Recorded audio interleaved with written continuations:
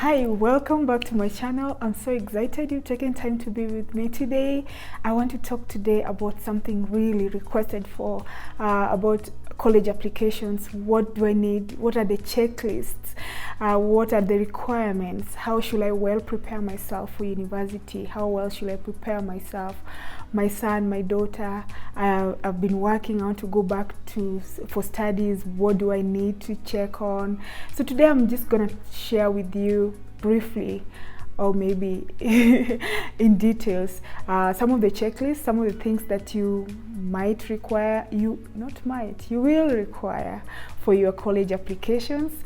And it's exciting because I'm going to share through my experience. I'm currently a master student doing international development in United States. I'm so excited because I've learned a lot and I'm going to share with you.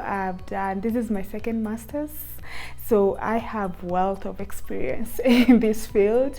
I also have bachelor's degree that I did awesomely well. I have done diplomas and certificates, so I'll be sharing out of my personal experience, out of research, and out of, sharing. So I'm so glad you've taken time to be with me today. I'm super excited. I've now been doing series about non-profits. I've been doing series about leadership. I've been doing series about career growth, personal development, and this is the channel for it. So whenever I see opportunity for somebody to grow and not to make the mistakes that I once did, mistakes that people do and that cost them so much, I have decided to use this channel to share information, equip you with the right knowledge, more of just career growth, more of just personal growth, financial growth, and just everything about growth and development, which I am very passionate about.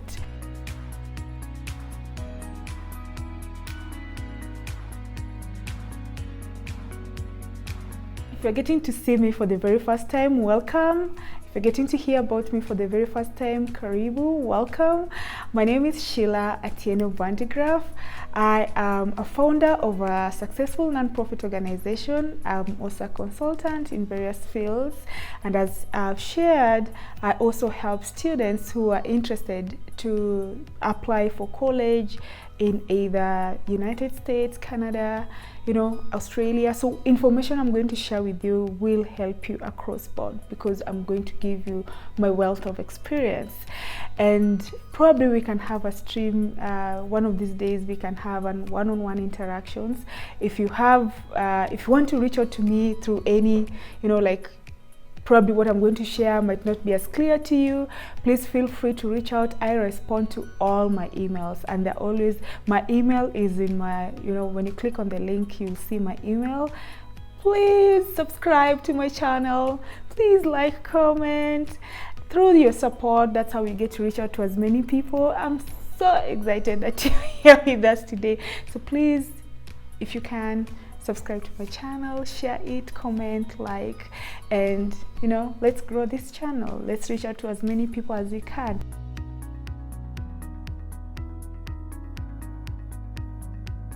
So today I'm going to share the checklist. What are those checklists? What are those requirements? What are those things you need before even starting to apply for your college degree, before starting to apply for your master's, your bachelor's degree, or even your PhDs? What do you need? Because I've done all that. I'm in the process of, even furthering my education. So I have all that knowledge at fingertips. So some of the checklists, these are very, very important. It will save you a lot of time, a lot of confusion, a lot of mistakes, a lot of, and congratulations, you've decided to go back to school. Congratulations, you've decided that your son, your daughter, your niece, your nephew, your relative is going back to school. Please share with them this information. Please, share as wide as you can. So quick to our checklist. Checklist number one that you need to have as you start, you want to apply for college degree. One, you have to create an account. So mostly the universities and colleges have their own login accounts that you just click on and you put your details. You'll put in your personal information like your name, your address, your phone numbers, you know, your contact people, your parents. So depending on what level of college degree you're applying to. So when you log into the college application account, you'll get all those information that are required. Then you can also use application apps like Scholarly. We have SATs application. We have Variety. We have Common App. So there's quite a lot of application app that you can also explore that is efficient and makes work easy.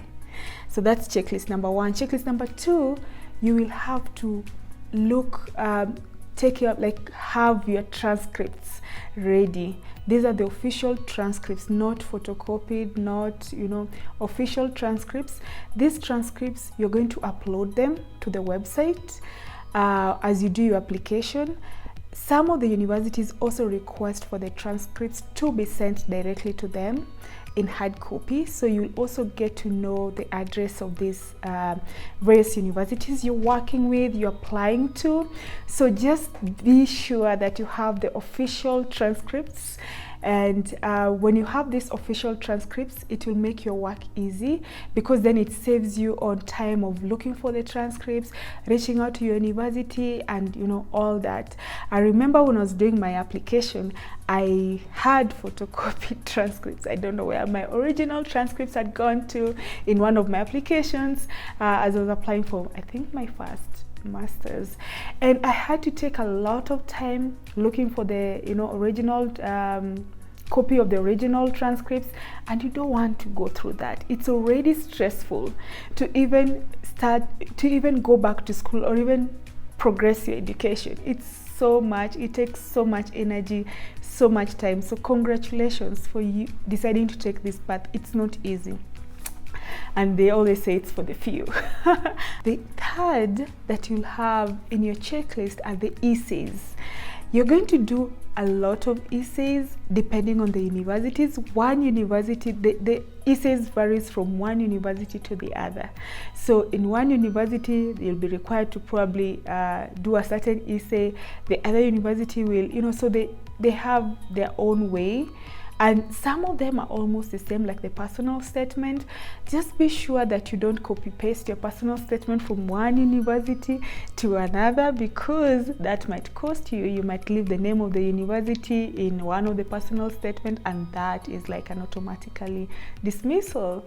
Or your grammar, or you know, the word flow, probably the information flow is not consistent. So your essays takes a lot of time, and they're very, very important in like making decisions for the way forward. And importantly, look at the word limits.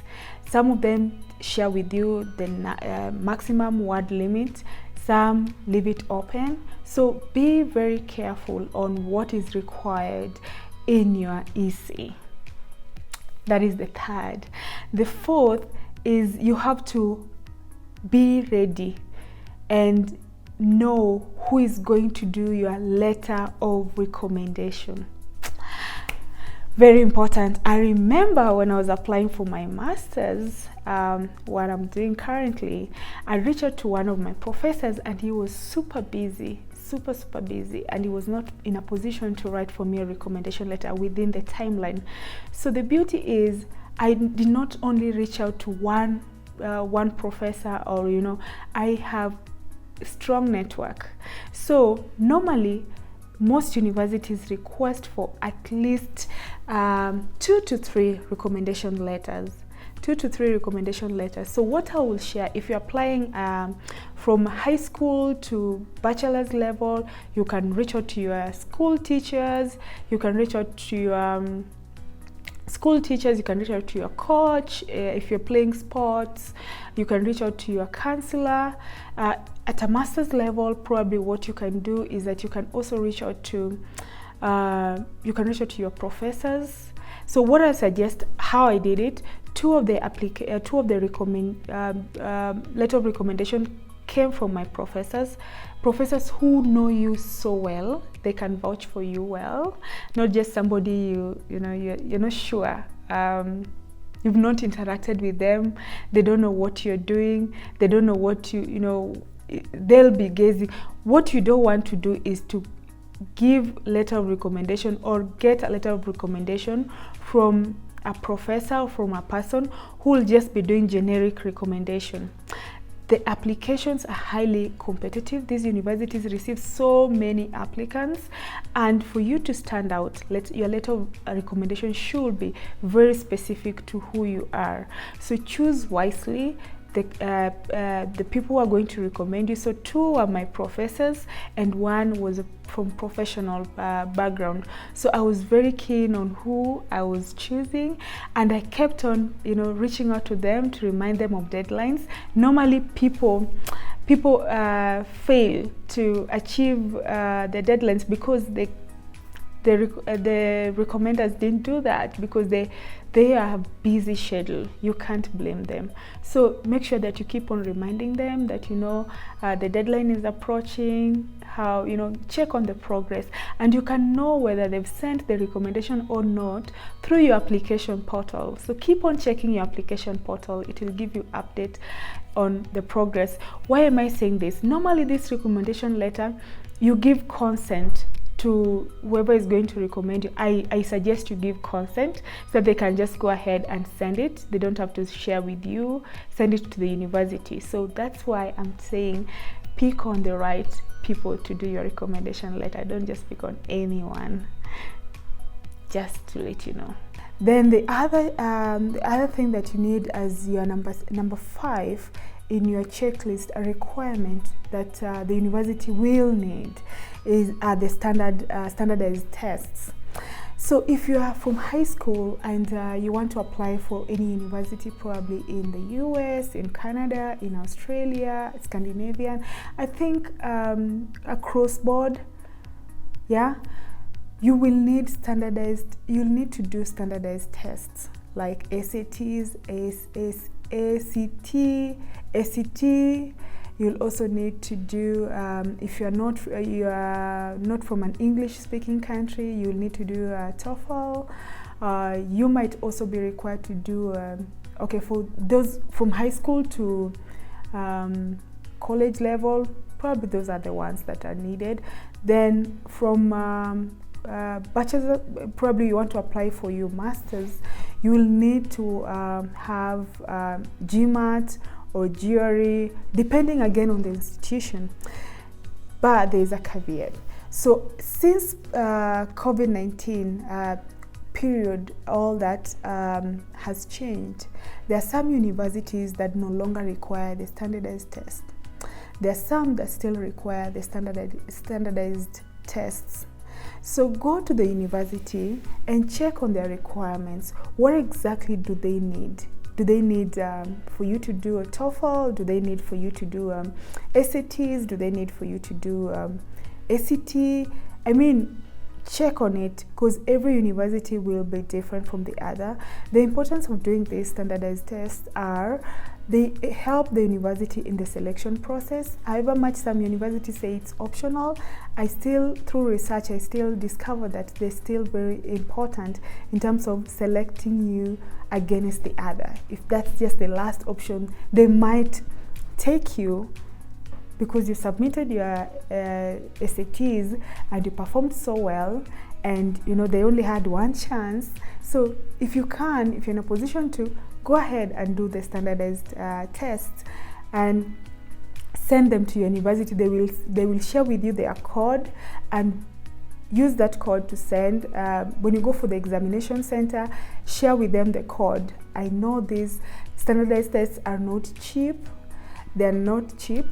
I will share that, but there's an option to waiver them. So if you can request for a waiver during the examination process, please do that, because they're not cheap. I know like GRE, you pay over $200 to have one, to have your GRE exam, So it's not cheap, but they help you a lot in terms of getting admission, in terms of getting scholarship. There's some scholarship that come in through just some people checking on your SAT scores, and every university has its own average scores. So some is just a guidance. Most of the time it's just a guidance. So some end up picking students who have higher SAT scores or lower, below average. Another thing that you are worth noting of importance as a checklist is that you'll also have to share during the application the extracurricular activities. I know there are people who are book smart, they know A to Z, but life doesn't start and ends with the book. Your extracurricular activities play a big role. These are the sports, the school activities, the clubs, the engagement beyond the class interaction, engagements beyond the book interaction.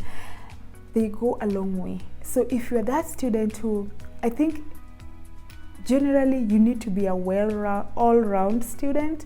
So it's good to be a book smart, but it's also good to balance it with extracurricular activities, because it gives you an upper advantage and also you grow as a whole. So please take your time. If you haven't started doing that, please do it. Engage more in sports, engage more in club activities, outside class engagement, because it goes a long way. So you'll also submit this, you'll also share it in your essays, you'll share with the admission committee. It's going to be very important in your application. So that's another thing that you need to have as your checklist. Just list them. You can list with the years, you can list with, did you get any awards through that? Did you have any leadership position in those extracurricular activities? It's very important to have them. Very important. I've seen how some students have really successfully been selected by them adding those extracurricular activity.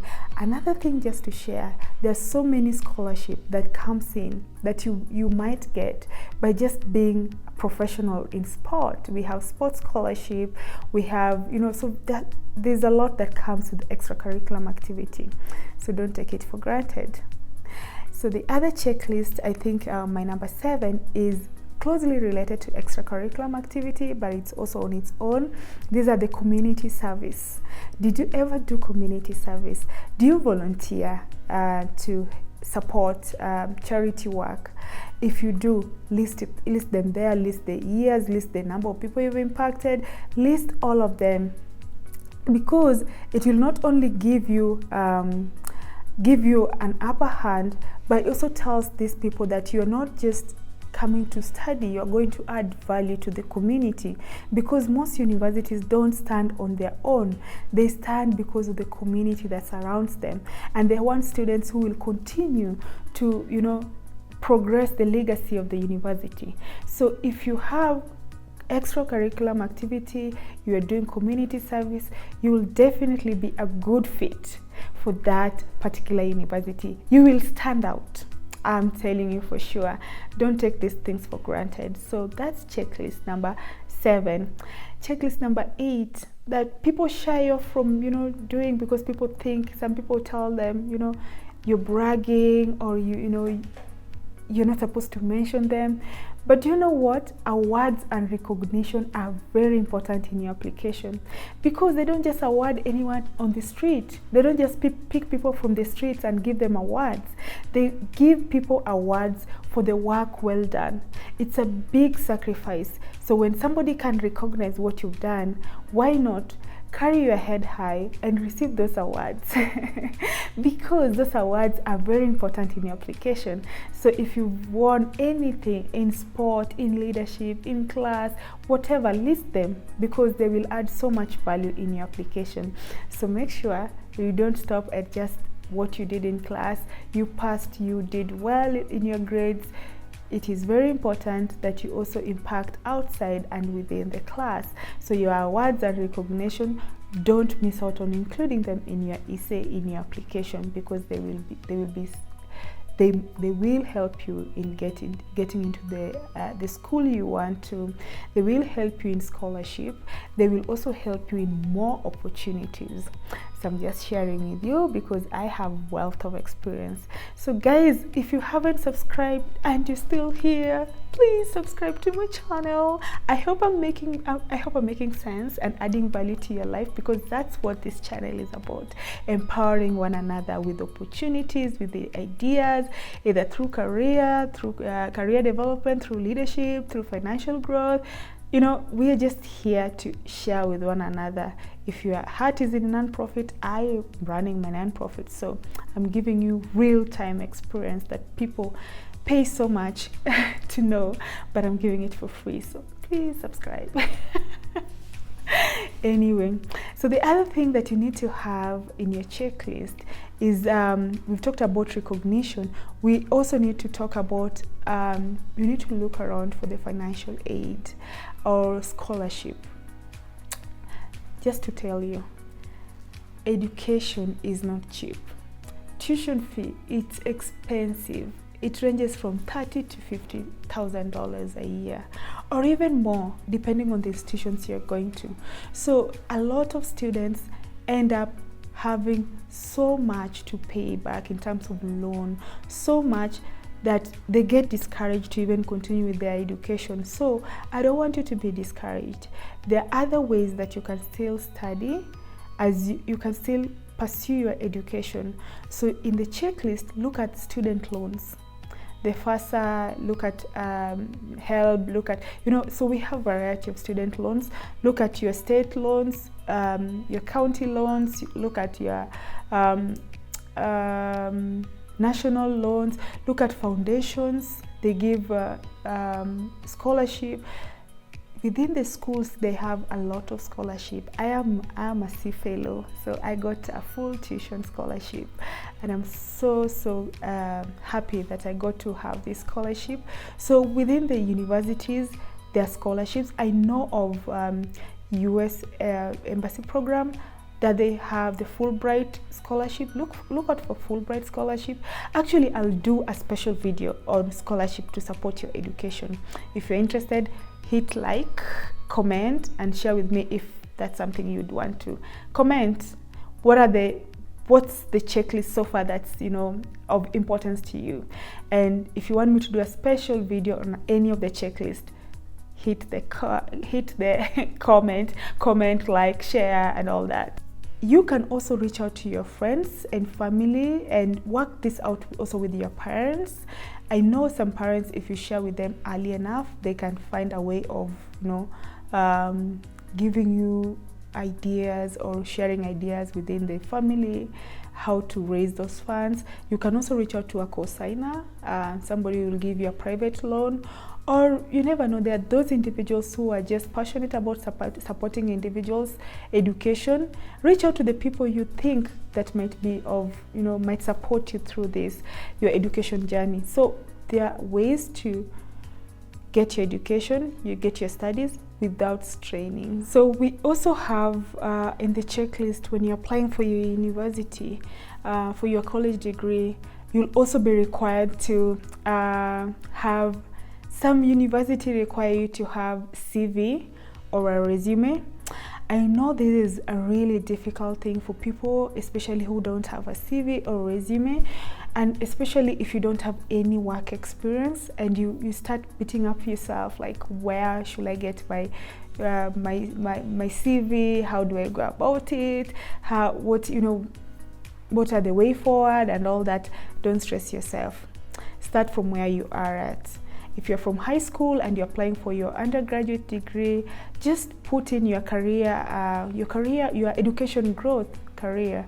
Like, put in your academic work, the projects you've worked on while you are in school, your achievements within the school. You can put in the awards, achievements and awards, recognition, internship opportunity, volunteer opportunities you've done, part-time jobs you've done. I know summer programs. Put all those, and the moment you sit down and you'll have a very good resume, a very good CV. So everyone has an opportunity to have a CV and a resume, because we every day we have an opportunity to impact. So if you have a problem and you really want help on this, reach out to me. I can help you. We have those services. So reach out to me. My email again is on this link. So click on the link, reach out to me. I will respond back how to do your CV. And if you're already a professional, you are in a various field of engagement, put that in your CV. Put your words, put your achievements, your referees and all that. And when you're doing your resume, please put your latest referees. Not your latest, but the people who know you well. Just like recommendation letters, you never know, they'll reach out to them. You never know, So it's just good to have them in your CV, and they have to know you are you need to update them on the progress of your life, so that they know what's happening with you, not just you. One day you wake up and you say, oh, I sent my CV. You've not reached out to your referees, you've not engaged them and all that. No, don't do that. Don't do that, okay? So that's the checklist number 10. Number 11, if you have and you strongly believe that you will bring in diversity in the institution, please include that in your application. Every institution, they pride in their diversity. They pride in the number of students they have who are coming from various parts of the world, bringing various, cultures, learning experience and all that. Please include that in your application. It will give you an upper hand. So diversity is awesome for learning institution. Actually, generally in life, we love diversity. I love diversity. So please include that in your application. I know you might think that you don't, please include that in your application. It will add so much value. Then number 12 in the checklist, very important, is that you will have to have some money. The applications are not cheap. Every institution has its own application fee. So at the back of your mind, just know that every institution will require you to pay either $50 to $150, depending on the institution. I know some institutions might even go to $200. If you are an international student not studying in that particular country, especially in the US, you get to pay more than the students within the country. So I know international students will pay more for this application fee. But again, don't be stressed up. There's an option to request the institution for a waiver. If you're not in a position to raise the application fee, reach out to the institution and request them. Can you please, and you explain yourself. Be honest. Explain yourself and request for a waiver. This application fee is very important, because unless you pay the application fee or you get a waiver, your document is not submitted. So I know it's a very important checklist. You need to have it in your checklist. You need to have the money in your Visa card, or whichever way you do your payment. But the application fee are not cheap. I know people use even $1,000 for just university application. And the many university you apply to, the much you will have to pay. So depending on university again, you will pay more, or you will get waiver. I mean, you're smart. Figure out what works best for you. Then the other checklist, something you need to also have at the back of your mind, is that the application take a lot of time. So time is a big factor. Have it at the back of your mind. When you start the application, or when you decide you want to continue with your studies, you need to put aside time to work on this, because it can take months, especially if they want you to do a standardized course or a standardized test, or doing your essays. They take a lot of time. So please have a spreadsheet tracker that's tracking your progress, so that you take note of the deadlines, you take note of the first early admissions, all those things. I suggest that you have a spreadsheet tracker. I know of companies that already have such kind of things, or you can just go online and create one. You can go and create one, which is for free, but it will save you a lot. And when you talk about time, keep track of your application very frequently, especially your recommendation letters, because that one you have to check on whether they already submitted it. So time is very important. Time is super important. So so have it at the back of your mind and keep track of it, because time is very elusive. At times you might think that you have time, only to realize actually you don't.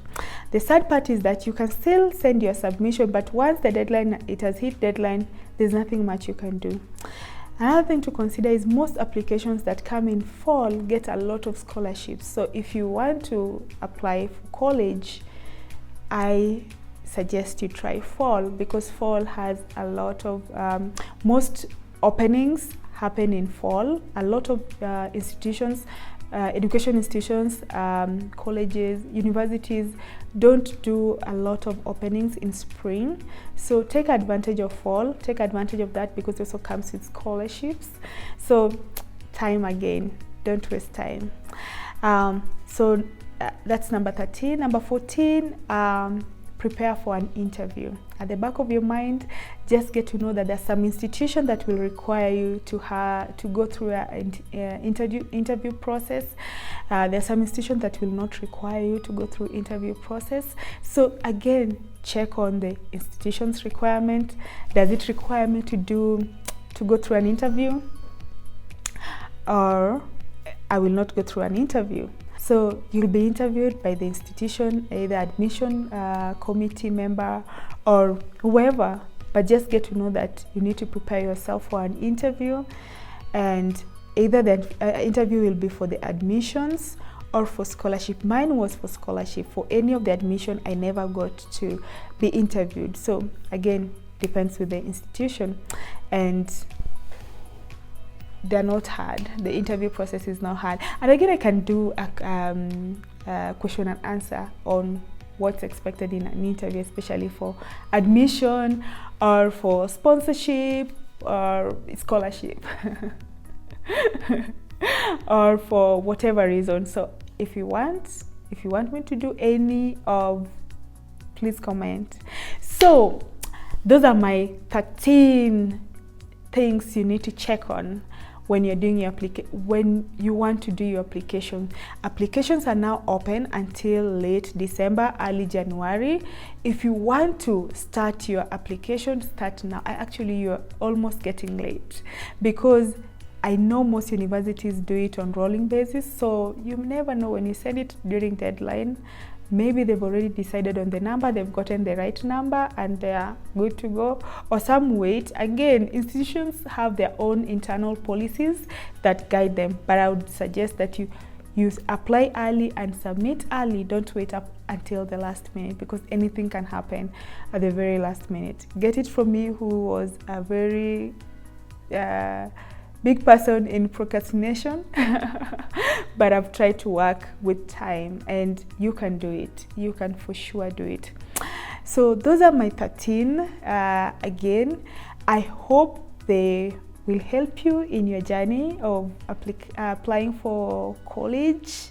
I hope they were useful. Please comment below which one was the most useful. Check, like really useful. Which one do you want me to do another video on to emphasize further on how to go about it? Which one was useless? Like, I shouldn't have wasted my time on it. I shouldn't have wasted your time on it. Please also share with me. I like feedback.